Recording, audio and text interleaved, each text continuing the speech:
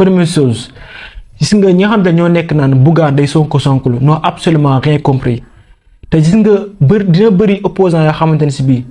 nekk naan dañuy sonko dina tax dinañ perte lu bare te gis nga Bougane du sonko du Bougane en plus boo seetloo sonko ba mu nekkee di opposé wu dafa am façon bi ñu doon opposé te loolu moom la boo seetloo parti Pastef ñu ko créé en 2014 alors que Macky Sall mu ngi falu en 2012 donc 2 ans après lañ ko fal te ji nga sonko moom ñëwee di opposé ñëw rek exemple à chaque fois ngay nekk di tirer ci gouvernement non dafa nekk buy opposé wu day joxe ay thématique c'est-à-dire di wax ci bonne gouvernance te yemul rek ci daan critiquer ay lii pouvoir bi en plus daan wax ci ñi nga xamante ne ñoom ñooy opposition bi daan tirer ci ñi nga xam ne ñooy pouvoir bi daan tirer ci ñi nga xam ne ñooy presse bi comme ça c'est-à-dire li nga xamante ne ci bii moom jàpp na ay problème loolu la daan dénoncer ci affaire gouvernance bonne gouvernance